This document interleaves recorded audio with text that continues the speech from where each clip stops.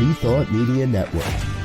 We are a global broadcast network of positive music, media, and entertainment, inspiring humanity's evolution along the journey of enlightenment and creating a world of love, peace, empowerment, and prosperity for all. New Thought Media Network. Positively inspiring.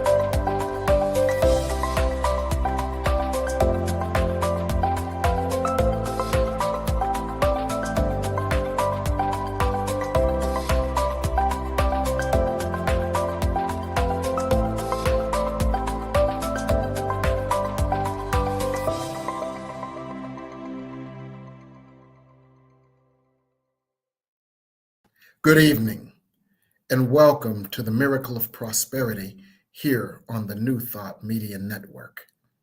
I'm your host, the Reverend Dr. Jim Webb. I serve as the Senior Minister of the Tacoma Metaphysical Chapel in Silver Spring, Maryland. I'm also the author of the book, The Soul of Prosperity, as well as several others, including Prosperity from A to Z, 30 P's for Prosperity, Forgive Your Way to Prosperity, and Create Your Self-Manifesting Vision Board. It's always a joy and a pleasure to be here with you because every Sunday evening we discuss one of my favorite subjects, prosperity. And we discuss not only ways to allow more of the prosperity that is an infinite supply in the universe, but also ways to eliminate or dissolve the barriers to it. We may look at professional prosperity, where we have a perfect job with perfect pay, where we provide a perfect service in a wonderful way, a la Florence Scovel Shen. We may look at relationship prosperity, where all of our relationships in our world are outer reflections of our relationship with ourselves. So we cultivate an inner relationship of unconditional love and acceptance, empowerment and support, and that then shows up in our outer relationships. We may look at logistical prosperity, where our life simply works with a minimal amount of hassles or stress or struggles. And of course, we may look at material prosperity, where we have all of the financial support necessary for a comfortable, peaceful, safe, and joyful life. So, thank you for being with us on this journey. Tonight, we've got a very special show that I was inspired to do called Plan Your Way to Prosperity. Plan your way to prosperity. And we're going to explore the power of a plan. And I want to draw the largest view of what planning is by asking you this question. Do you realize that everything you do is a plan? Everything you do is planning. And let's offer some examples. For example, you might be inspired to buy a lottery ticket. And you know that in order to win the lottery, you've got to buy the ticket. You may not think consciously about it, but the moment you have the inspiration, and the moment you, in your mind, crystallize the intention, I'm going to buy the lottery ticket, you've already made a plan. You've made a plan to find your car keys, get in your car, go down to the 7-Eleven, buy the lottery ticket, and come back and watch the drawing at 7 p.m. Now, you might not have consciously thought through it all, but the moment you signaled the intention, in your mind, you already created a plan for it. And then you simply execute the plan. But of course, everything is a plan. So when you worry, what if I win the lottery? What if I don't win? What if I don't win? What if I don't win? You're not worrying. You're planning not to win. When you're doubting, you're not doubting. You're planning not to succeed. When you're complaining, you're not complaining. You're planning more of that which you complain about. So a plan can cut two ways, but no matter which way it cuts, it is extremely powerful. So we're going to discuss the power of a plan and how to plan affirmatively for our prosperity. Plan your way to prosperity. So I'm going to bring on our producer, Reverend Michael Mangus, who's going to help us discuss this. Hello, Reverend Michael. Well, good evening, Reverend Jim. How are you this evening? Good to see you. And likewise, you. Reverend Webb just woke up from his afternoon minister's nap, so he looks all radiant. Yes, it's amazing what a 30-minute cat nap will do to bring you back to life. Well, how wonderful. All right, so this whole idea of planning. Okay, so it brings up to mind the story from Catherine Ponder's book, The Dynamic Laws of Prosperity, where she relates that it was a former employer of hers who was an attorney and who had lost an election. Mm-hmm. And so what he did was, instead of getting down, is he took out a legal pad and a pen, yes, and went ahead and made up a plan to double and triple the amount of business, to double and triple the amount of associates, to grow the business over a 5-year time scale. Yes. And guess what happened? He did it. He went ahead and he, rather than saying, well, I'm a loser and everything else, again, it all starts in mind. So my question to you is, why is planning for prosperity so important? Planning for prosperity is so important because planning crystallizes God's intention. You see, there is an infinite amount of substance, creative substance, which is the raw energy that creates our desires. And we may have an idea, but planning that out is akin to taking a raw lump of clay and molding it into a beautiful bowl. Our intentions, our desires, and our plans give it shape. They give it form. They provide the means for it to be transformed from an idea, from raw substance, to its end result. And that's why planning is so important, or one of several reasons why planning is so important. There are others too. So, okay, so how does daily visualization, how does that help to bring about the plan? Yes. So you've gone ahead and you've put it down on paper. Yes. And that you go ahead and say, well, you know what? First of all, is I believe this. I believe this is possible. So what are some daily things then that we could do to take that plan and to go ahead and to put feet under it so that it manifests? We can enhance our planning by daily visualization, by daily prayer, by daily meditation. And the reason that these are so important is because a plan basically forms that lump of clay into the beautiful bowl, which is your end product. However, you know that potter's wheel revolves over and over and over again. Well, each time we pray, each time we meditate, each time we visualize, that is like a revolution of the potter's wheel, giving the substance, the unformed energy of creation, more and more form. So each time we do it, we strengthen the likelihood of manifestation. All right. So let's say that I have this real wonderful desire that I want to manifest. And it's something I think that I want, but on the inside, I still am having those fears of, I don't know how it's going to happen. And the other fear is that, or the other concern is that I don't deserve it. So talk about the first one, about the whole idea of, I don't know how this is going to happen. And how do you navigate around that? You navigate around that by understanding that you are not alone in your intention. We think, I don't know how this is going to happen, but God knows how it's going to happen, because God can see around corners that we can't.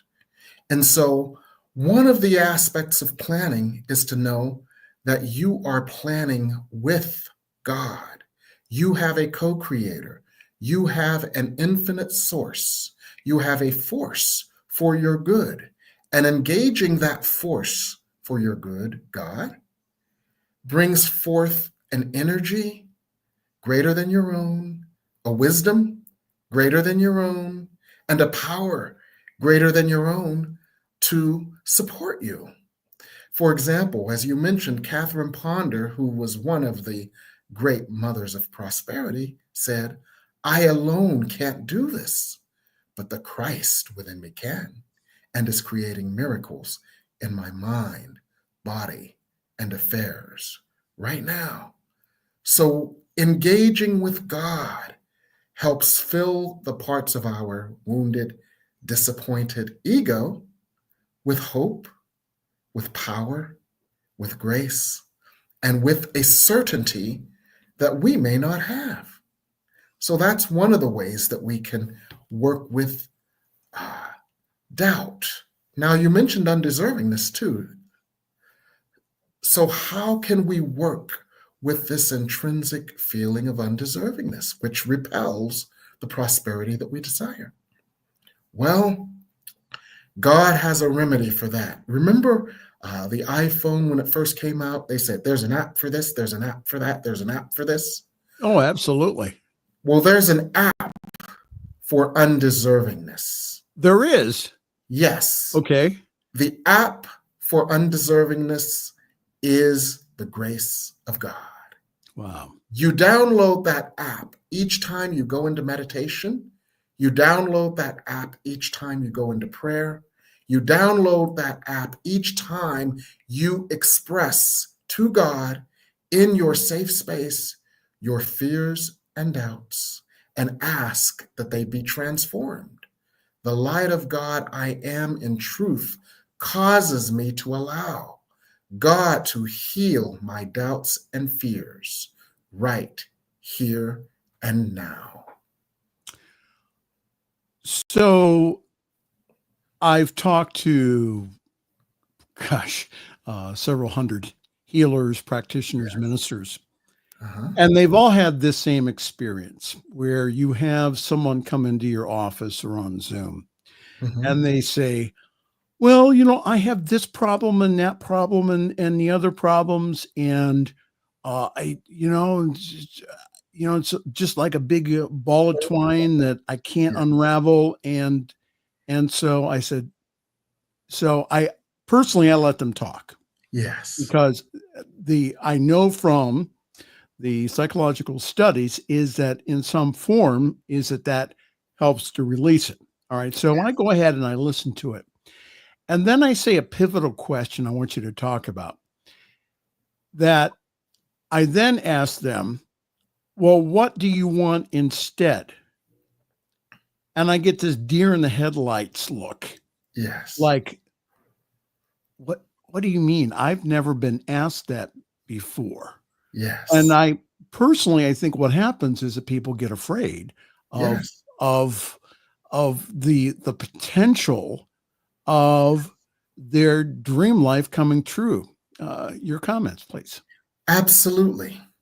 We sometimes balk at creating our heart's desires because we are, number one, unconsciously comfortable being where we are.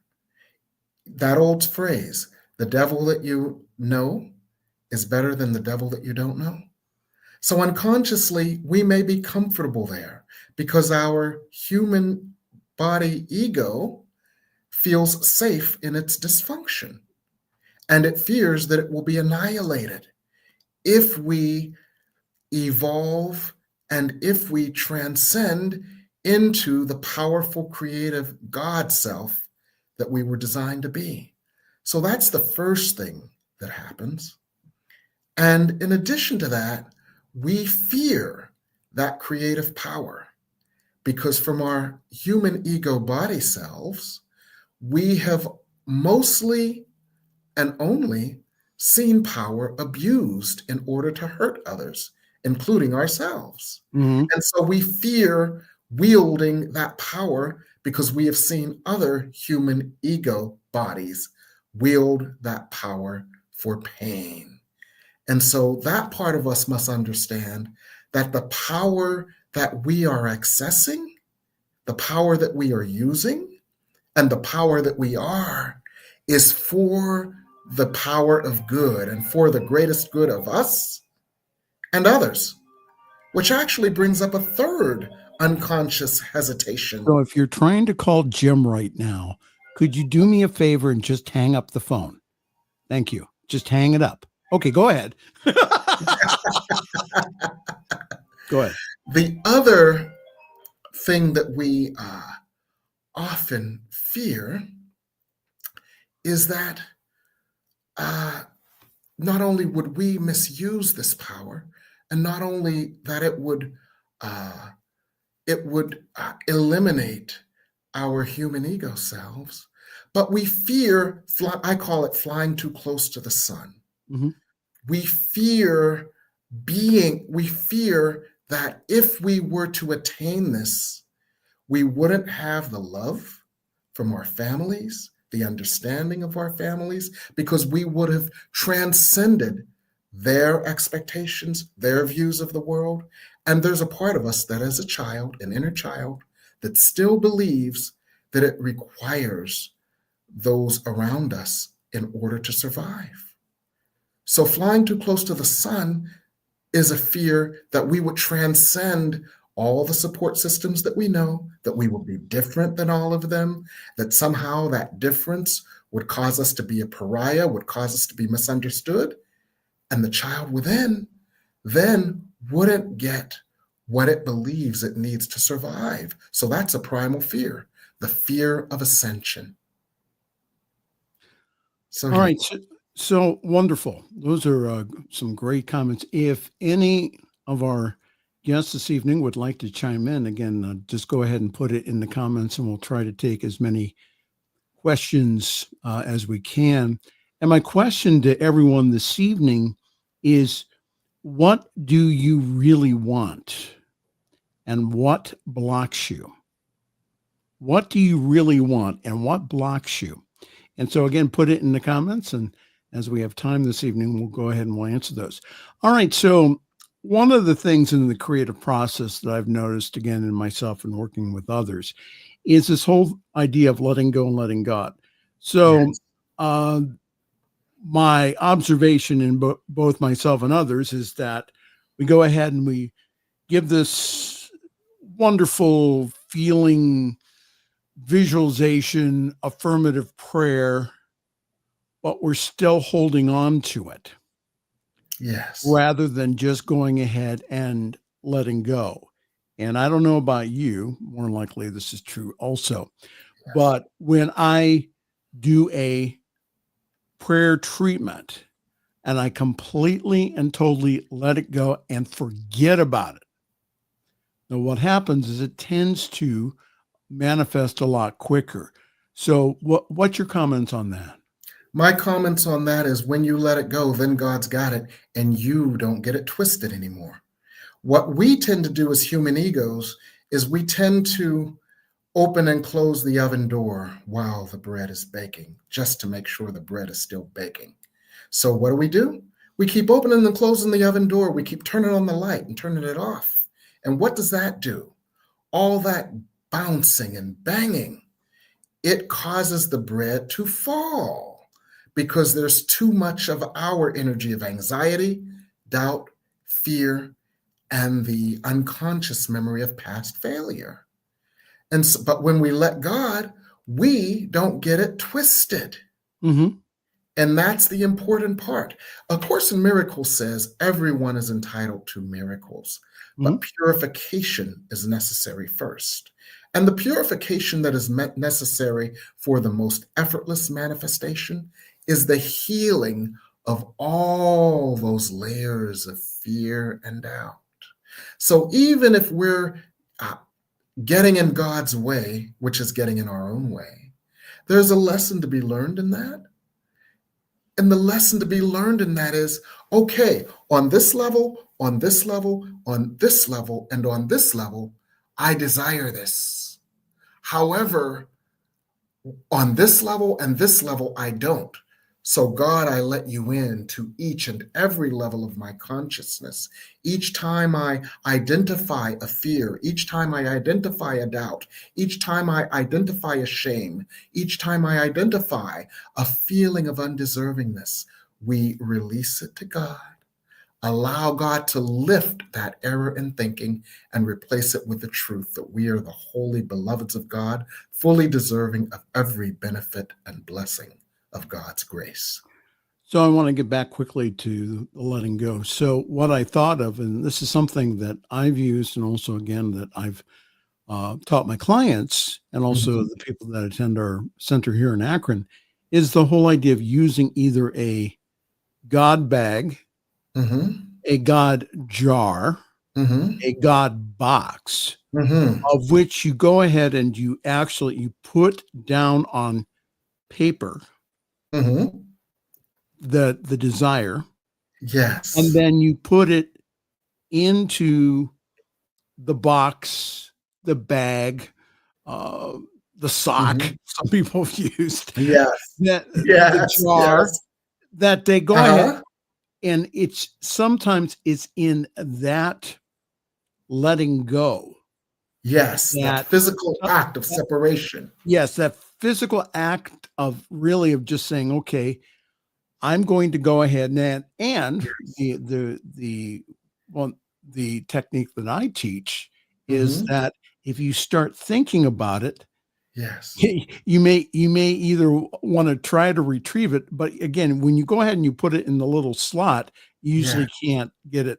So at that moment is to go ahead and to release it and let it go again.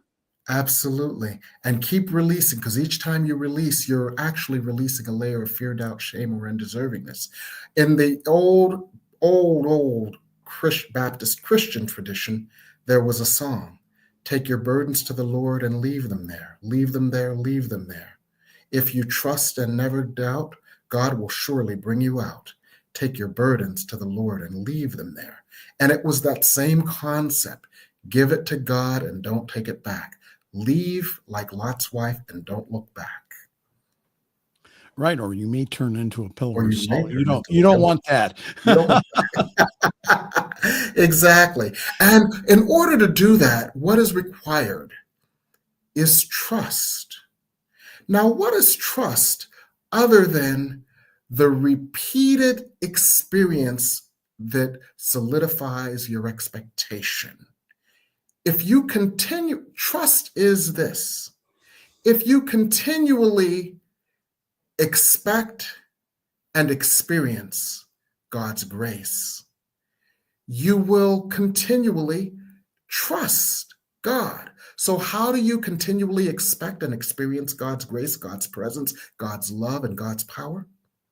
Through continually, repeatedly going into prayer, going into meditation, going into doing your inner work of release and transformation. And what that builds is a current, an energy of trust. And when that current or that energy of trust is so strong, you can put it in the God jar, walk away, and you won't even think about looking back because you trust that God's got it. And that's why a daily spiritual practice and spiritual discipline is the power of prosperity. So you, in our conversation, you are reminding me of an author that you mentioned quite frequently here on the Miracle of Prosperity. That is a teacher, Florence Scovel Shinn. Yes. One of the techniques that Mrs. Shinn taught in her books was the whole idea of casting the burden. Yes. So that's along the same idea of the old Baptist Pentecostal song. Yes. And again, by saying, I cast this desire upon the Christ within me, and I am set free. So anything like that. And again, if you combine it with some type of physical act, that again, that it's able then to manifest. Now, again, some will say, well, does it all appear overnight? And sometimes it does. Yes. And that to keep knowing that you already have it, and to follow any good ideas or direction. Yes. So talk about that. So I have this desire. I go ahead and I'm starting to walk in the direction of my plan, but I'm not, I already have it in consciousness, but then I get a really good idea. So what should I do then, Reverend Jim? Work with the idea. And I'll give you an example of how this works. One year, about 12 years ago, I was sitting down around this time of the year in late October. This was back in the days of direct mail versus everything is electronic on email. And I was sitting down to write our annual fundraising letter in late October so that it could get to the printer by mid-November, so that it could get out on the first week of December, so it could hit the mailboxes while people still had money before they spent it all on the holidays. So I'm sitting down to write, and I hear as clear as a bell, what is your real intention? Or as you said, Reverend Michael, what do you really want? And the answer was, I want to, and I don't use the word want, but I desire to allow, to create, to allow, and to manifest a strong, vibrant, financially viable congregation that would build our message out to make it available to more. And so Spirit said, just as clear as a bell, if that's what you desire, then put down the pen, don't write that letter, and instead do this first. Start a 30-day, this was late October, start a 30-day conference call called 30 Days of Gratitude for November, where you get people on the call for 30 days talking about what they are thankful for. So we started that, but they didn't want to quit after 30 days. Then they wanted to pray every day. Mm-hmm. Then they wanted to do this every day and that every day and do this every day. And before you know it, we started building the Chapel Without Walls. We built an infrastructure of conference calls to support people regularly. At 7 a.m., the Course in Miracles call, the noon prayer call, a number of classes and workshops online. And before you knew it, we had a global membership which was more than I could have imagined. Now, granted, after I did the 30 days, I said, okay, now write the letter, because what you really want is in the works.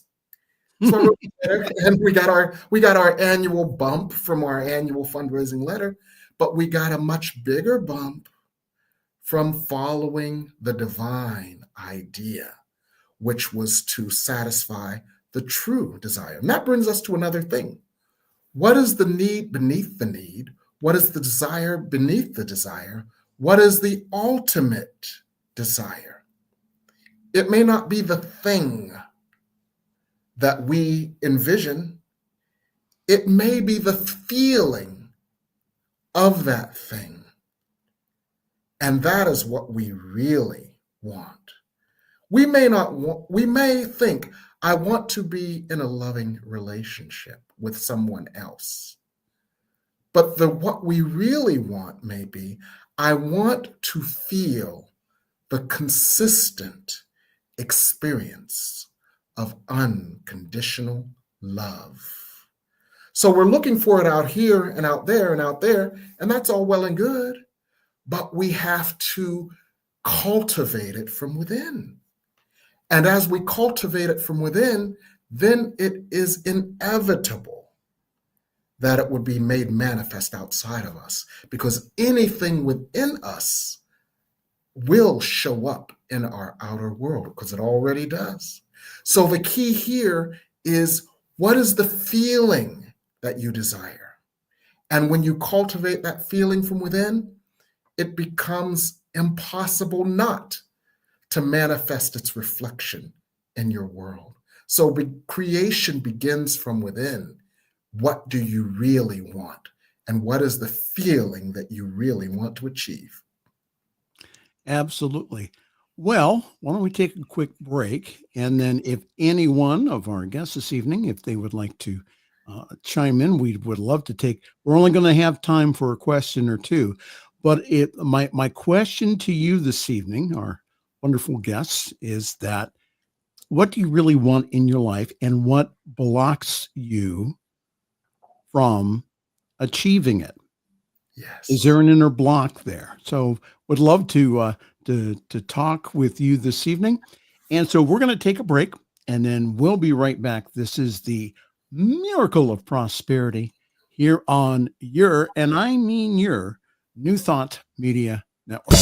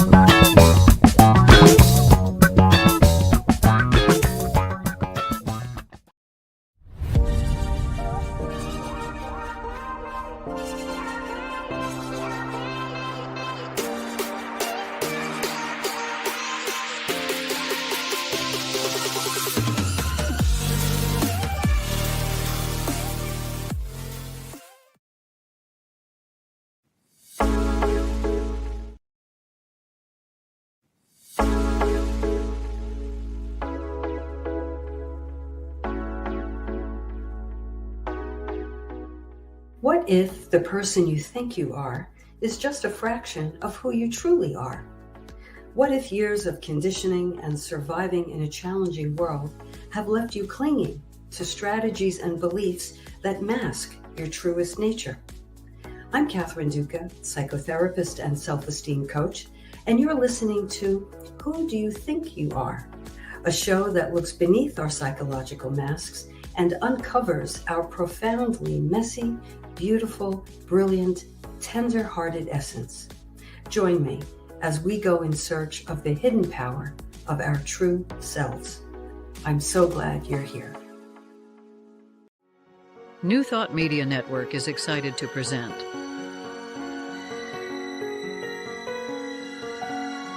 Divine Science Everywhere, Fridays at 2 p.m. Mountain Time and 4 p.m. Eastern.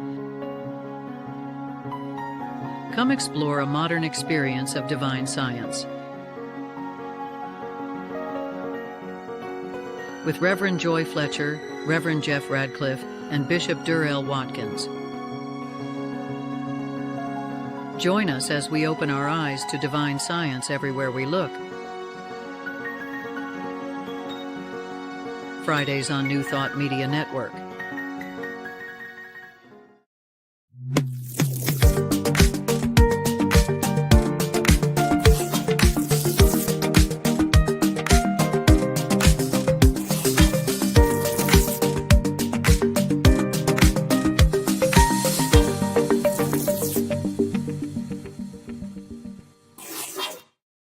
And we're back. I was going to say that. Go ahead. And we're back here on the New Thought Media Network on the Miracle of Prosperity. That's okay. You can go ahead and say it. We're talking this evening with Reverend Jim. We're talking about planning your way to prosperity. And a question that I had right before the break was, and again, working with myself and others, is there a difference between what we're talking about and traditional goal setting? And I want us to talk about that. So what I find that when I teach individuals the method that we're talking about this evening, that it manifests a lot easier than if they go ahead and just do it from a place of ego and effort. What is your opinion on that? I agree, because when you do it from a place of ego and effort, you do it from a place of weakness instead of from a place of strength. You do it generally from a place of fear and doubt and the need to overcompensate for feelings of undeservingness, versus doing it from a place of, this is who I am as the holy beloved of God, and I deserve every good and every gift and every blessing. So, because the ego, doing it from ego is doing it from lack. Doing it from your God self is doing it from your full deserving fullness. Now, the difference between simple ego-based goal planning and what we do is that simple ego-based goal planning, everything is on your shoulders. Everything is, even those things outside of your control, you are trying to control. When we do it with God, the difference is God is my goal today. Let me talk to God. God is my goal today. Let me hear from God what to do. God is my goal today. Let me consult the light of God that I am in truth, and let that light lead me. Let it light my path. Let it order my steps. So when you do it with God, you've got a partner, a creative partner, not just the world on your shoulders. And that's why goal planning is fine as a baseline. But if God is your goal, and like the scripture says, in all thy ways acknowledge him, and he will direct thy paths. So that's what I would say. Do planning from the perspective of, what does God want me to do? What does God want me to know? What are my steps according to God? And how do I get there? And then you have to do the practical things, because it's a partnership. You are God's hands. You are God's feet. Move your feet. Use your hands. Use your mouth, for you are God's voice. But plan it with God and co-create it with God. Does that make any sense, Reverend Michael? Yes, and I think that it's a lot. And again, working with myself and others, it's so much easier. Yes, and that because you can effort something into manifestation. However, the universal law is, again, if you do it with a lot of force and struggle, then to keep it will be force and struggle. Yes. So if you go ahead and have that light touch and just say, okay, this is already mine. Yes. I am living the dream now. Yes. That you would be surprised. Yes.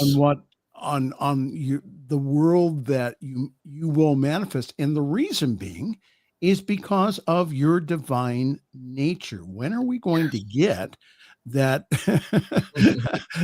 that we are just not, these flesh covered beings, but that we are the divine as us? So when are we going to start acting like it? And Yes. that how, when are we going to start creating like the divine that we are? We do have a couple of questions here.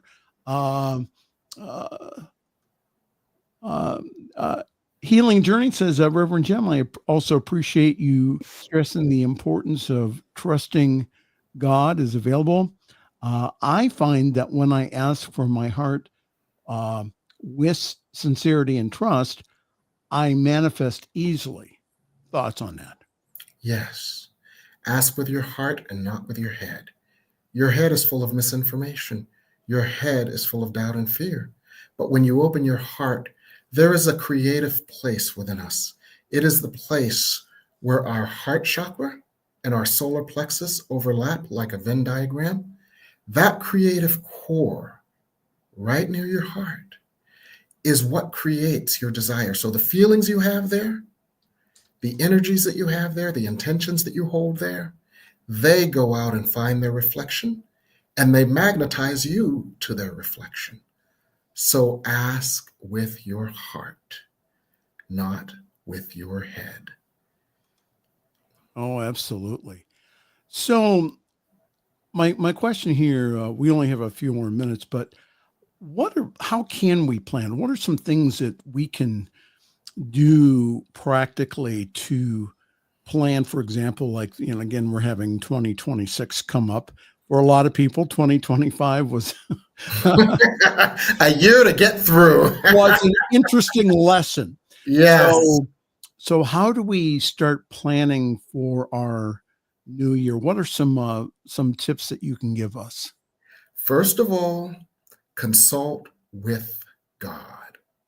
God, what is your vision? And that's, Michael Beckwith has created this wonderful, powerful process called visioning, where you go into meditation, where you go into consultation with God, and you say, God, what is your vision for my life in 2026? And you sit just like the Quakers until you hear, feel, sense, experience the presence of God, and that presence of God speaks to your heart and to your essence, and you start getting visions of what God wills for you. In other words, God's will for you is always perfect happiness, but what form, God, do you choose and desire this happiness to take in my life? So one of the first things we can do is vision. And when you vision, you ask God, you ask, what are the qualities that I must attain in order to allow this? What are some things that I must release in order to allow this? What else would you have me say? So visioning is an important part of this. Another part of it is when you get your vision, perhaps working with a vision board. Now, a vision board is to visioning as writing is to receiving inspiration. You receive inspiration, but it is crystallized when you write it down. You receive inspiration, but it's crystallized when you put it on a vision board. It helps the abstract energy to funnel down into form. It helps the abstract energy to funnel down into feelings. So doing a vision board crystallizes the abstract energy of your desire into palpable, tangible, visual images, prayers, affirmations, and healing ideas that would heal the parts of you that are saying no. And that's why vision boarding is so important. And vision boarding also gives you that daily tool for your daily spiritual practice. Mm-hmm. Vision boards are not just for the first day or the first week of the year.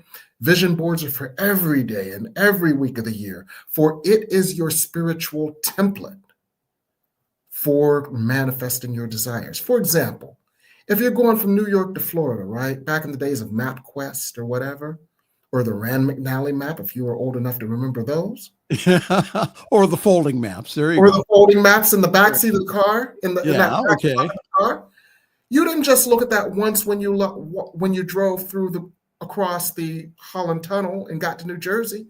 You looked at that map several times to make sure you were on track, right? Well, your vision board is your roadmap to your desires. You don't look at it once and forget about it, as it's an integral part of the journey. Ask anybody who's ever gotten lost. What do? You consult that map, right? Or you get on you can get on your phone and your GPS, and then you consult your phone, and but you're still the key is you're still consulting something, right? Yes, you're still tapping into guidance. You're still tapping into the force that would guide you to your destination. So that's why a vision board is important. It is a map. Catherine Ponder even called it a treasure map, right? Yes. Mm-hmm. It is a map to your good.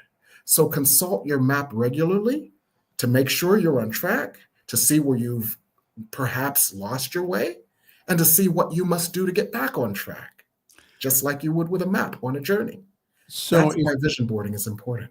So if you're unfamiliar with the technique that Reverend Jim just talked about visioning, the Michael Beckwith way, one of the great programs here on New Thought Media Network is Monday Morning Visioning. Now, we vision for our network, but it gives you, again, a set of questions that gets this out of the way and allows the vision for whatever that you're working on, whether it be a project or school or that you're seeking guidance. It gets this out of the way so that you can tap into the source within you. So if you do not know how to vision, again, it's the whole idea of asking a series of questions. 9 o'clock Eastern Time, 7 o'clock Mountain, tomorrow on New Thought Media Network, Monday Morning Visioning with the Reverend Dr. Robert Brzezinski. Well, Reverend Jim, we are out of time. Oh, I know. Well, my question to you is, what are you working on these days? Well, speaking of visioning and vision boards, I've got a set of new classes. The first is Yes, You Can Channel Too. This is a 4-week intensive that enables you, no matter where you are on what I call the continuum of consciousness, to open to your next level of communing with spirit, hearing spirit, feeling spirit, being able to allow spirit to speak with you, even allowing spirit to speak through you as a channel. So we will do lots of exercises. You will be immersed in an energy of safety and love and encouragement that helps you to go to your next level of working with spirit. It's called Yes, You Can Channel Too. It's 4 Mondays beginning on November 10th, and it is a wonderful way for you to deepen your spiritual walk no matter where you are. Believe it or not, there's so much energy on the planet right now that people are literally coming in off the street getting messages and they don't know how to handle it. Well, this Yes, You Can Channel Too will enable you to handle all the energy, to discern when it's coming from you versus when it's coming from spirit, to feel and trust spirit more so spirit can work with you and through you for what we all want, which is a closer walk with the source for love. So that's Yes, You Can Channel Too, 4 weeks, beginning November 1st. And then, speaking of vision boards, if you want to create your 2026, the time for that is now. So we're going to do Vision Board Your New Year. And the technique that I use integrates Michael Beckwith's visioning to get God's vision. It integrates affirmative prayer, because your vision board is not only a bunch of pictures that you slap up, but your vision board is the affirmative prayer for your desire. And also your vision board is the template that you use to identify and eliminate the blockages for your desire. So there are different segments of the self-manifesting vision board devoted to each of those processes. And when you work with each of these processes simultaneously, you accelerate your ability to manifest exponentially. And we've had people in my classes who have now become accustomed to immediate manifestation. And, we've had people who've been able to literally sketch out a vision board on a piece of printer paper and see it be made manifest within an hour. So vision board for your new year helps you to vision, to board your vision, to address the blockages to your vision, and to manifest your vision easily and effortlessly. For we use the techniques in my book, Create a Self-Manifesting Vision Board. So you create a vision board that actually manifests as you are creating the board. We work with other techniques as well, such as living your board, because the feeling is what draws its reflection. So living your board has to do with being so immersed in the feeling that your vision board evokes, that you become the living vision that attracts its reflection in your world. So there are a lot of techniques that we use, but it begins on Thursday, November 13th. It's a 4-week intensive for 4 Thursdays, excluding Thanksgiving, of course.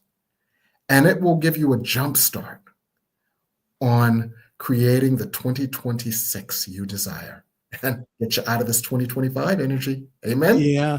And we are not kidding. The last time that Jim checked, we are at 75 or 70% on the one class and 60% on the other. These classes sell out quickly. If you want to be in the room, you need to contact Jim yesterday. Yes. Okay. So you can do that by going to 202-253-6009, send them a text, or you can go ahead and just go on the website, revjimwebb.com, or send them an email, revjimwebb@msn.com. These classes are life-changing. I've been through them. Please start, I know this year has been interesting, but, let's take the lemons that we have this year and turn them into lemonade for 2026. So if you want a different 2026, start now. And the classes are on Zoom and they're recorded. So even if you can't make it on a Monday or a Thursday, you can do the classes at your own pace. And it doesn't matter where you are in the world. You can participate in these classes. All right. I'm going to let you have the last word, Reverend Jim. And thank you for having me on tonight. Thank you, Reverend Michael. And thank you to our audience as well. And remember this. The power of a plan is important in your prosperity. So plan your way to prosperity. Everyone have a good evening. Good night.